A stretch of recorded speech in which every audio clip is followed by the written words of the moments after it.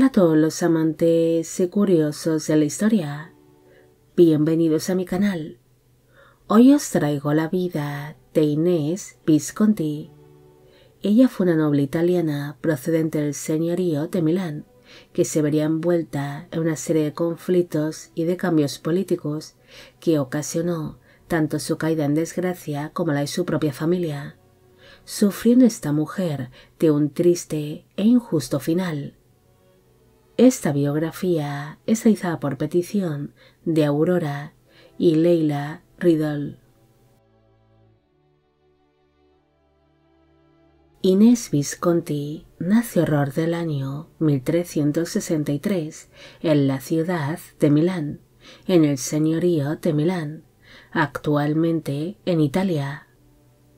Fue hija del señor de Milán, Bernabé Visconti, y de la esposa de este, la señora Beatrice Regina della Scala.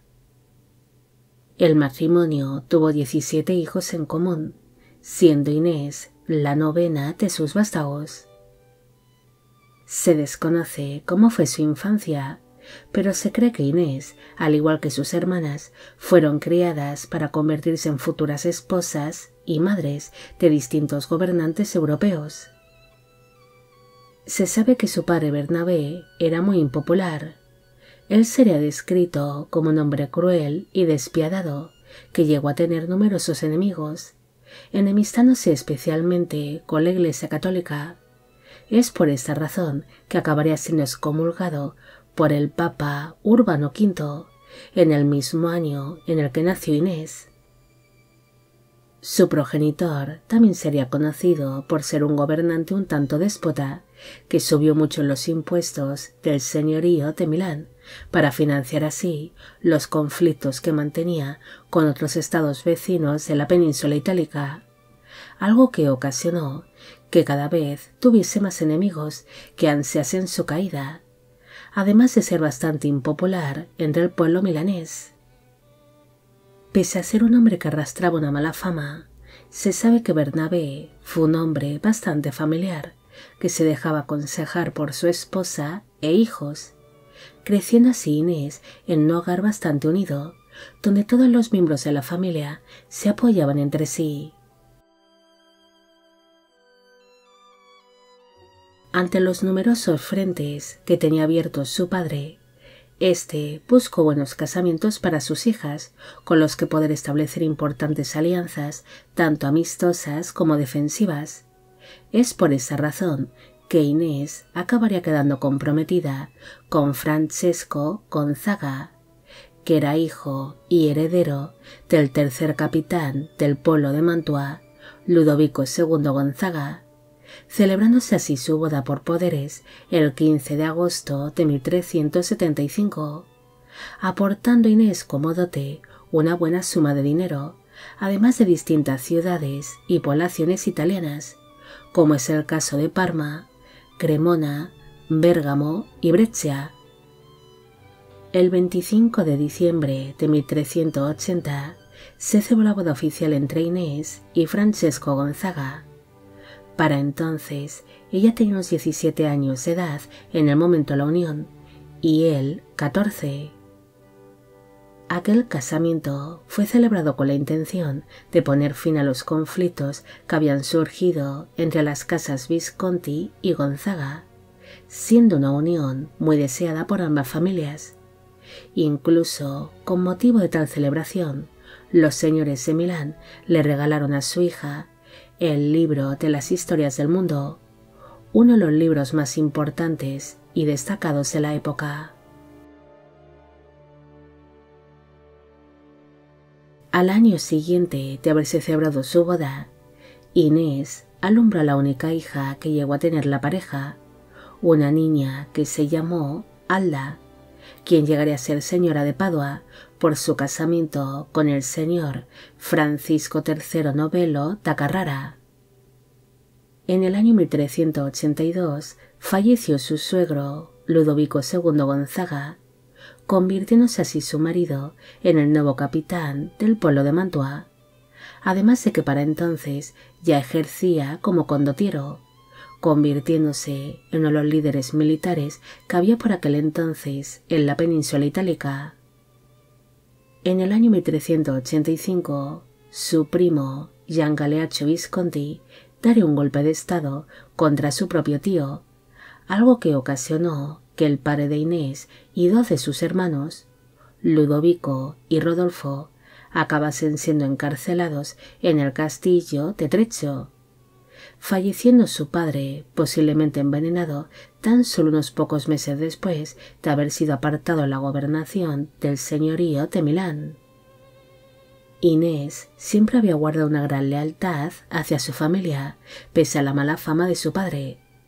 Por esta razón, se mostraría muy hostil hacia su primo Gian Galeazzo Visconti y le consideró como un usurpador del poder.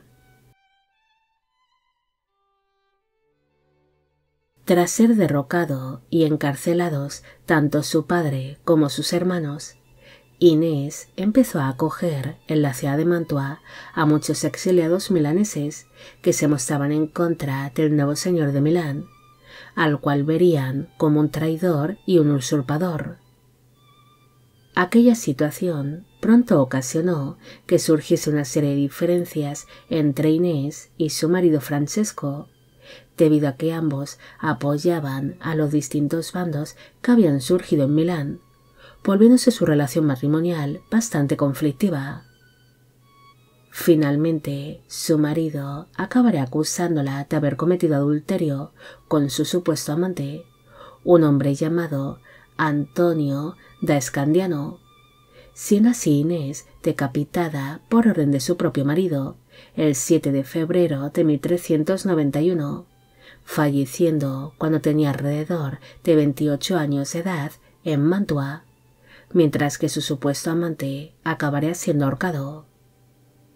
Según creen algunos historiadores, Inés era completamente inocente de aquellas acusaciones y no había cometido adulterio alguno, siendo tan solo acusada injustamente por su esposo, porque éste quería aliarse con el nuevo señor de Milán, Gian Galeazzo Visconti, e Inés se había convertido en un gran obstáculo para sus planes.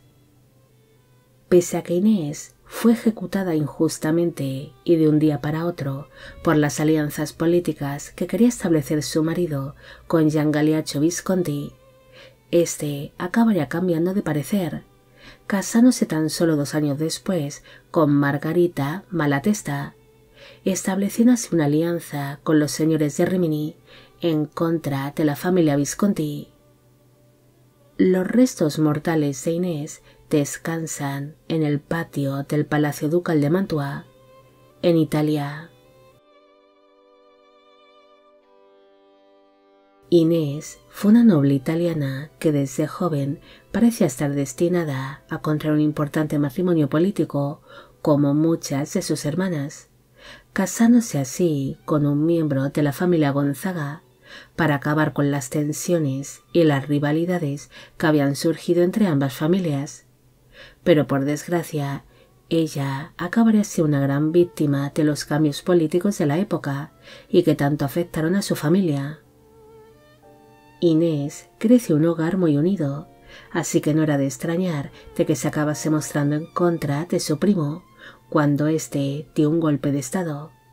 Pero esta hostilidad hacia su primo ocasionó que su matrimonio se convirtiese en una unión marcada por constantes conflictos por cuestiones políticas, algo que ocasionó que su marido empezase a verla como una enemiga y como un verdadero obstáculo para sus intereses políticos y para su gran ambición, siendo así Inés acusada y ejecutada por adulterio de un día para otro, unas acusaciones que parece ser que fueron falsas. Pero por desgracia, Inés murió injustamente y para nada, debido a que su ambicioso marido acabaría cambiando poco después de bando y se enemistó con la familia Visconti. Bueno amigos, llegamos al final de la vida de Inés Visconti. Espero que os haya gustado esta historia y espero a que Aurora y a Leila Riddle también. Como siempre, agradeceros todo el apoyo que recibe el canal. Mil gracias por ver los vídeos que voy realizando y quisiera agradeceros de corazón el que forméis parte de Biopic Channel. Hoy me gustaría saber qué os ha parecido esta historia y si conocéis a otras nobles o miembros de la realeza que hayan sido ejecutadas injustamente por orden de sus propios maridos. También quisiera felicitar a Alexa Wolf y a María Celeste Pérez por su cumpleaños. Y con esto me despido. Hasta la próxima.